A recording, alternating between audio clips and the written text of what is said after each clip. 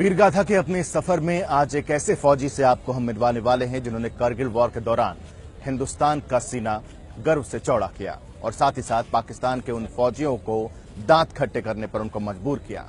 आइए रूबरू करवाते हैं आज की हमारे इस शख्सियत से आपको। अशोक कुमार जी हमारे साथ मौजूद हैं। अशोक जी बहुत बहुत स्वागत है आपका। अशोक जी को आज की तारीख में अशोक कारगिल के नाम से जाना जाता है। उन्हीं से जानते हैं कि आखिर इसके पीछे वजह क्या है और कितना फख्र वो महसूस करते हैं जब उन्हें अशोक कारगिल के नाम से जाना जाता है। अशोक जी, इसके पीछे रीजन क्या है, आज आपको अशोक कारगिल के नाम से जाना जाता है? सबसे पहले तो मैं देश के शहीदों को कोटि कोटि प्रणाम करता हूं और मेरे लिए बड़े ही गौरव और सम्मान की बात है कि मुझे छोटी सी उम्र में कारगिल का युद्ध लड़ने का सौभाग्य प्राप्त हुआ। और मैं आपको बताना चाहता हूं, मेरी बटालियन, वैसे मेरी जो यूनिट थी वो 2 साल से वहीं पोस्टिंग थी। मैं कारगिल लड़ाई में शुरू से लेकर आखिरी तक मैंने युद्ध लड़े हैं और बहुत से पाकिस्तान के काउंटर अटैक डिफेंस किए हैं और बहुत बार मेरे को पाकिस्तान पर अटैक करने का सौभाग्य मिला। विशेष रूप से मैं उस युद्ध का जिक्र करना चाहूंगा, वो बताना चाहूंगा जो कि 26 जुलाई को देश ऑपरेशन विजय दिवस मनाता है। 25 जुलाई को जो अंतिम हमला था 5363 शेडल रिज पर, 24 जुलाई को हमारे को आदेश मिला 30 अधिकारियों की टीम जैसे जाके हमने दुश्मन पे हमला किया, दुश्मन में भगदड़ मच गई। लेकिन 25 और हमने अपने अधिकारियों को बधाइयां दे दी और हमारे को मुबारकबाद मिलने लगी। लेकिन जैसे ही रात ढली और 25 जुलाई की सुबह हुई तो हम हैरान थे। हम 3 तरफ से पाकिस्तान से घिर चुके थे और हमारे तीनों तरफ ऊंची पहाड़ियों पर पाकिस्तानी 250-300 सैनिक बैठे हुए थे और उनका बेस कैंप दिखाई दे रहा था। लेकिन और जबरदस्त फायरिंग हमारे ऊपर शुरू हो गई। हमने जैसे तैसे अपने आप को बचाए रखा। वहां से बेस कैंप से पाकिस्तान के कुछ कमांडो ड्रॉप हुए और धीरे धीरे हमारी तरफ एडवांस करने लगे। जैसे ही शाम के 4 बजे हमारे फायरिंग रेंज में आए, हमने उन पर अचानक फायर खोल दिया। शायद उनको भी ये उम्मीद नहीं थी। फिर वो ट्रूप्स में छोटे छोटे टुकड़ी बनाकर हमारी तरफ बढ़ने लगे। शाम 25 जुलाई की 6 बजे तक ये आलम हो चुका था। मेरे 6 साथी शहीद हो चुके थे। हमारा गोला बारूद खत्म हो चुका था। पीछे से रीएनफोर्समेंट मिल नहीं रही थी। अब लास्ट में हम 3 साथी 25 जुलाई की 7 बजे तक 3 साथी बच गए थे। मैं, विजेंदर, नसीब और एक ईश्वर, जिसमें से 2 को गोली लगी हुई थी। हमने फैसला कर लिया था कि अंतिम सांस और अंतिम खून के कतरे तक कुछ भी उस पोस्ट को नहीं छोड़ेंगे। फिर इस दौरान 2 जख्मी ज्यादा थे, उनका अम्नेशन खत्म हुआ था। मैंने हालात को देखते हुए उनको नीचे भेज दिया रीएनफोर्समेंट लेने के लिए। अब एक गोली पाकिस्तान की मेरी कनपट्टी के पास लगी। मैं रोकने की कोशिश कर रहा था, जो हेलमेट को चीरती हुई लगी। एक गोली यहाँ पेट के अंदर से निकल गई और कुछ ही देर बाद में एक बम मेरे नजदीक आके गिरा। उससे मेरा पूरा हिस्सा ये थाई लॉस होगी और पूरा पैर भ्रष्ट हो गया। मैं चलने फिरने में सक्षम नहीं रहा। फिर भी मैं पूरे होशो हवास में था, चोटी में था। पाकिस्तानी जैसे ही चढ़ रहे थे मैं रुक रुक के उन पर फायरिंग कर रहा था। अब रात के लगभग 25 जुलाई के 12 बज चुके थे। फिर मेरे मन में आया कि दुश्मन कैद करेगा, इससे अच्छा तो अपने आप को खत्म कर लूं। फिर इस दौरान मेरा एक साथी था जिसकी आंखों में बारूद लगा हुआ था। उसके चिल्लाने की आवाज आई। वो पाकिस्तान को गालियां दे रहा था। सुरजीत नाम था, हिमाचल का रहने वाला था। उसने मेरा हौसला बढ़ा दिया। फिर हमारे बीच बात हुई। फिर वो गालियां देता रहा, मैं फायरिंग करता रहा। दुश्मन को हम भ्रमित करते रहे। रात के तकरीबन 3 बजे हमारे पास सूबेदार रघुवीर सिंह और हौलदार सीता की एक पार्टी आई। मेरा हौसला बढ़ा, लेकिन हमारे अंदर कुछ बातचीत हुई उस युद्ध के प्लान को लेकर। लेकिन तभी उस टुकड़ी पे भी जबरदस्त फायरिंग हुआ और सूबेदार रघुवीर और काफी जवान जख्मी हो गए। वो पीछे पोजीशन ले चुके थे। अब मेरे मन में आया कि अब अम्नेशन भी खत्म हो चुका था, दुश्मन नजदीक है, रीएनफोर्समेंट आएगी नहीं। अब मैंने सोच लिया था जो भी कुछ करना है अपने दम पे करना है। तो तब मैंने फैसला ले लिया था। मेरा जो अम्नेशन था मैंने धीरे धीरे करके पाकिस्तान पे फायर कर दिया। मेरे पास 4 ग्रेनेड बचे थे, 2 मैंने दुश्मन पर ड्रॉप कर दिए थे, फेंक दिए थे। 2 की पिन निकाल के हाथ में रख ली और ये सोच लिया जैसे ही दुश्मन आएगा खुद भी मरूंगा, इनको भी लेके मरूंगा। और ऐसे पूरी मेरी रात निकल गई। 26 जुलाई आ गई। मैं उम्मीद करने लगा कि शायद हिंदुस्तान की तरफ से कोई मदद आएगी। लेकिन हिंदुस्तान सोच रहा था पोस्ट पाकिस्तान पे, पाकिस्तान समझ रहा था हिंदुस्तान पे। दोनों देश उसी पोस्ट पर फायरिंग करने लगे। मैं पत्थरों के बीच में बचाव था मेरा वहां उस टाइम पे। फिर जैसे तैसे 12 बजे मेरे 4 साथी नरेंद्र पूनिया, राजकुमार और यूसुफ और एक राजेंद्र डेड बॉडियां उठानी थी। जैसे ही लेने आए मैंने बताया कि मैं भी जिंदा हूं, पानी पिलाऊं। उन्होंने मेरे को जैसे ही थोड़ा पानी पिलाया मेरे शरीर में सेंस आया। सेंस आने से मैंने वो ग्रेनेड ड्रॉप कर दिए। उसके बाद में पाकिस्तान को शायद पोजीशन जाहिर हो गया। पाकिस्तान ने फिर बम्बारमेंट शुरू कर दिया और उस बम्बारमेंट में जो मेरा अंधा साथी था सुरजीत, उसके सिर पे एक बम लगा, वो शहीद हो गया। और जो 4 साथी मुझे लेने आए थे, 2 उनमें से भी जख्मी हो गए। फिर मैंने काफी उनको भेजने की कोशिश की, लेकिन नहीं माने। जैसे तैसे करके उन्होंने बताया कि हेलीकॉप्टर यहाँ नजदीक है, आपको ट्रीटमेंट फर्स्ट एड मिलेगी। लेकिन पाकिस्तान ने वहां भी फायरिंग शुरू कर दी और वो हेलीकॉप्टर भी वहां से चला गया। फिर जैसे तैसे करके मेरे को 25 जुलाई को जख्मी होने के बाद में 27 जुलाई की सुबह को पहला ट्रीटमेंट मिला। उसके बाद मेरे को श्रीनगर भेज दिया गया, वहां मेरा काफी लंबा इलाज चला। वहां से मेरे को चंडी मंदिर भेज दिया गया। फिर डॉक्टरों ने मेरा काफी अच्छा इलाज किया, लेकिन ये बोल दिया मेरा पूरा शरीर पैरालाइज हो गया था। डॉक्टरों का कहना था कि तुम जीवन में कभी चल नहीं पाएगा। उसके बाद मैंने बाबा रामदेव, रविशंकर से योगा किया, कैंप किया और मैं धीरे धीरे चलने लगा। फिर मेरे मन में आई कि चलो मैं चलने लगा, मैं कोई छोटी मोटी जॉब करता हूँ।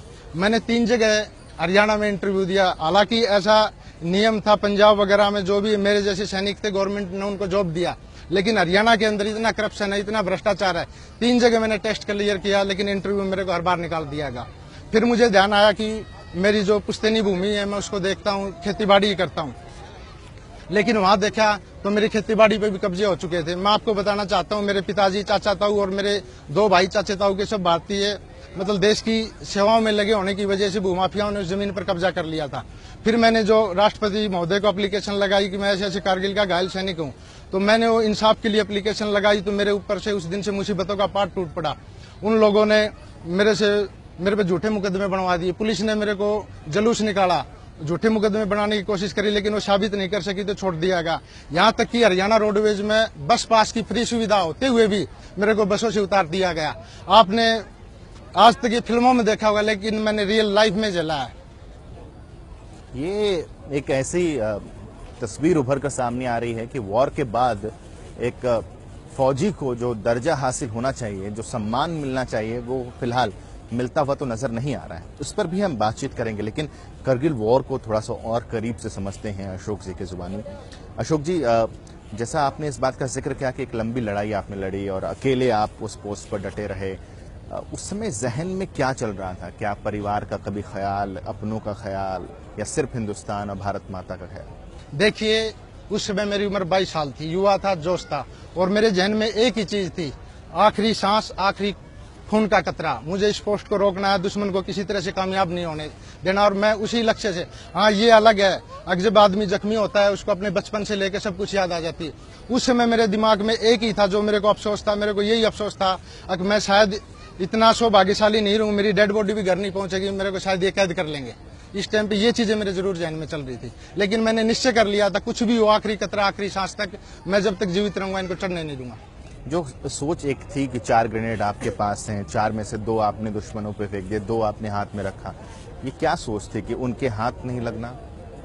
हाँ, क्योंकि जो रीएनफोर्समेंट के लिए जो पार्टी आई थी, सूबेदार दुर्गा साहब की जो रीएनफोर्समेंट आ नहीं रही थी, दुश्मन हम पे हावी था उस टाइम पे, तो मेरे पास कोई चारा नहीं था। और मन में ये जोश भी था और ये भी था कि भाई मैं हूं तो तब तक इसको रोकना ही है, पोस्ट को कैसे ही। तब मैंने तकरीबन परछाइयां नजर आई थी, रात के समय मेरा काफी खून निकल चुका था, बुरी तरह से जख्मी था। 2 तो मैंने दुश्मन पे ग्रेनेड फेंक दिए थे, 2 के पिन निकाल के हाथ में ले लिया था, यही सोच के कि जैसे ही दुश्मन आएगा इसको छोड़ दूंगा, खुद भी शहीद होऊंगा और उनको भी साथ में लेकर मरूंगा। ये एक फौजी की दास्तां है कि हिंदुस्तान के लिए, भारत माता के लिए हमेशा उसके जहन में जो जज्बा होता है, उसी जज्बे के बदौलत हर फौजी देश के लिए मर मिटने को तैयार है। एक छोटे से ब्रेक के लिए हम यहाँ पर रुक रहे हैं। ब्रेक के बाद जब हम लौटेंगे तो कुछ और बातें करगिल युद्ध से जुड़ी और कुछ और बातें जो उस युद्ध के दौरान, एक जंग जिसका सामना अपनों से करना पड़ रहा है अशोक करगिल जी को, उसका भी जवाब लेंगे एक छोटे से ब्रेक के बाद। एक आसान से सवाल का जवाब आपको दिला सकता है शीश महल के फूड वाउचर।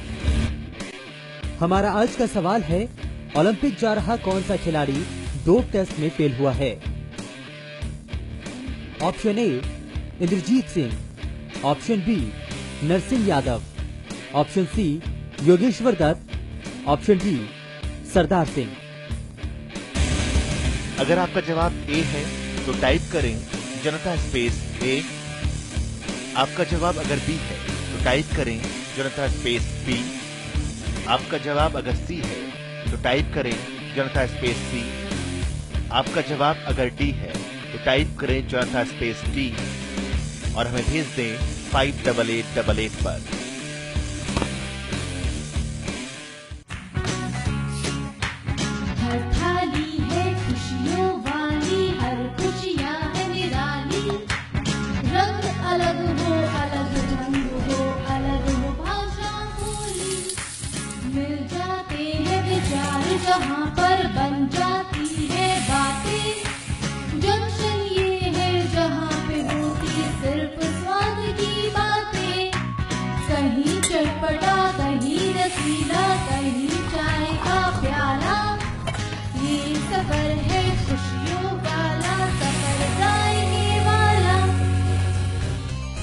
रविवार 1:30 बजे सफर जायके का सिर्फ जनता टीवी पर।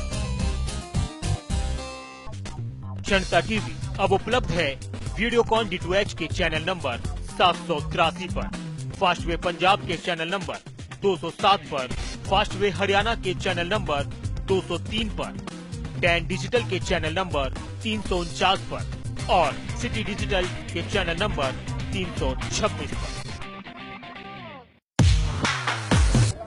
ब्रेक के बाद स्वागत है आप सबका। वीर गाथा में आज एक ऐसी शख्सियत से हम आपने मिलवा रहे हैं जिन्होंने करगिल वॉर में न जाने अपने शरीर का कितना खून बहा दिया, इसके बावजूद भारत माता के दामन पर आंच तक नहीं आने दी। अशोक जी, एक बार फिर से मैं स्वागत करूंगा ब्रेक के बाद आपका। जो बातें हम कर रहे थे, प्रधानमंत्री उस समय अटल बिहारी वाजपेयी थे, वो भी गए थे आप लोगों से मुलाकात करने, आप लोगों से संदेश भी पहुंचाया था उन्होंने। उनका वहां पहुंचना, उनका वो संदेश कितना ऊर्जा भरने वाला था। देखिए, ये कड़वी सच्चाई है। अटल बिहारी वाजपेयी प्रधानमंत्री थे। कारगिल वॉर के बाद में सैनिकों की जो सम्मान था उसमें काफी इजाफा हुआ और उससे एक जोश और उत्साह आया कि देश का प्रधानमंत्री, देश की सरकार और ये 125 करोड़ हिंदुस्तानी हमारे पीछे खड़े हैं, तो हमारे को कोई चिंता नहीं थी हम वहाँ जब युद्ध कर रहे थे। जब युद्ध के दौरान जब बहुत ज्यादा खून आपका बह गया था और गोलियां उधर से चल रही थी पाकिस्तान की तरफ से, तब जहन में क्या आता था, क्या ख्याल आता था? बस जहन में यही ख्याल था कि किसी भी तरह मेरे को इस पोस्ट को बचा के रखना है, दुश्मन को कामयाब, उसके गंदे इरादों में कामयाब नहीं होने देना है।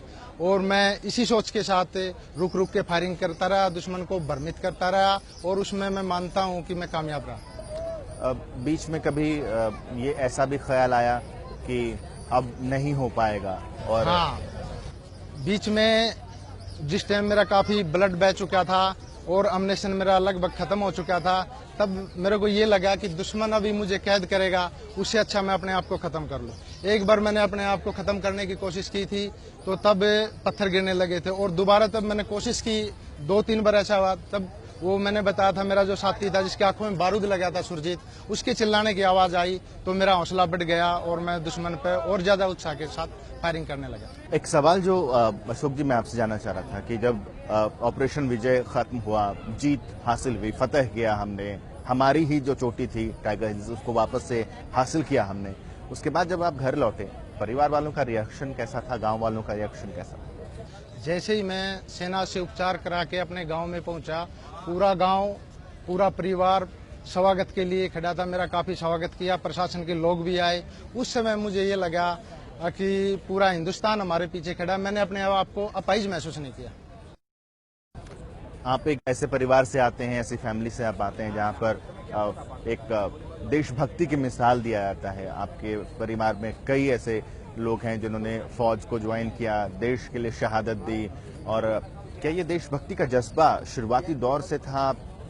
हाँ, मेरे दादाजी के भाई भी सेना में थे और मेरे पिताजी 4 भाई थे, 3 सेना में थे, एक ने संन्यास ले लिया था। तो मेरे फादर ने भी 65-71, ताऊ ने भी 65-71 की वार लड़ी थी और मेरे फादर भी 7 साल नौकरी करके डिसेबल्ड होकर आर्मी से पेंशन 89 में पेंशन चले गए थे, 6 साल नौकरी करके। अब यहाँ से हम अपनी चर्चा को एक रुख और देना चाहते हैं कि जिस तरीके से हरियाणा सरकार से काफी ज्यादा उम्मीदें हैं, कुछ जिक्र अशोक जी ने किया था कि जो उम्मीदें इनको सरकार से थी, उन उम्मीदों को सरकार पूरा नहीं कर पाई, इसके बिना पर कुछ और दिक्कतों का सामना इनको करना पड़ा है। जरा उनके बारे में हम जिक्र करते हैं। अशोक जी, मैं थोड़ा जानना चाहूंगा कि क्या क्या दिक्कतें, एक जीत करके आने के बाद जब सेवानिवृत्त हुए, उसके बाद उम्मीदें बहुत होंगी आपको सरकार से भी, कहां कहां टूटे हैं सपने और जो कि सपने अपनों ने तोड़े हैं? देखिए, जैसे ही मैं कारगिल वार से लौटा और बाबा रामदेव का कैंप अटेंड किया, रविशंकर महाराज का किया, डॉक्टरों का कहना था तू चल नहीं फिर पाएगा, लेकिन गांव समाज का सहयोग और प्रेरणा से मुझे नई ऊर्जा मिली और मैं चलने फिरने लगा। फिर मैंने जॉब के लिए अप्लाई किया हरियाणा गवर्नमेंट में। मैंने 3 जगह अप्लाई किया, 3 जगह टेस्ट क्लियर किया और तीनों जगह मेरे को इंटरव्यू में निकाल दिया गया। वजह कि हरियाणा के अंदर करप्शन बहुत ज्यादा है और जबकि मेरे जो साथी मेरे जैसे थे पंजाब में, राजस्थान में, मेरे साथी कोई पेट्रोल पंप है किसी के पास, सभी के पास जॉब है। तो रीजन क्या दिया जाता था इंटरव्यू में सिलेक्शन ना होने? नहीं, वो बोलते थे ऐसा हमारे पास कोई नियम ही नहीं है। जैसा आपने एक जिक्र और भी किया कि रोडवेज की बस से आपको उतार दिया गया, ये पूरा इंसिडेंट जरा हम चाहेंगे कि आज हमारे दर्शक जो हैं वो इस घटना को एक बार समझें आपसे। देखिए क्या था कि जैसे ही कारगिल युद्ध से मैं लौटने के बाद में पहले अपने आप को ठीक किया, फिर जॉब की ट्राई किया। जॉब की ट्राई में भी कामयाब नहीं हुआ तो मेरी जो पुश्तैनी भूमि थी, मैंने सोचा मैं कुछ खेती बाड़ी उसको संभालता हूँ। जैसे ही मैंने गुड़गांव के अंदर फरूखनगर तहसील में डुम्मा गांव, वहाँ मेरे पुरखों की जमीन है, और जैसे ही मैंने इसको संभाला तो उस पर भूमाफियाओं के कब्जे हो चुके थे और लगभग 28 एकड़ के करीब भूमि थी। फिर मैंने उसके लिए राष्ट्रपति प्रधानमंत्री महोदय को लिखा कि किस कानून के तहत इन्होंने हमारी भूमि पर कब्जा किया, भूमि मुझे दिलाई जाए। वो लोग बड़ी ऊपर की पहुंच रखते थे, तो वो सब उनके इशारे पे हो रहा था। तो ऐसे में ये जो घटना घटी इसके बाद क्या सरकारें बदली भी, उसके बाद क्या हर सरकार में इसी तरह का रवैया था? नहीं, उस समय देखिए उस दौरान मैं माननीय राहुल जी गांधी से भी मिला दर्शन पद पे।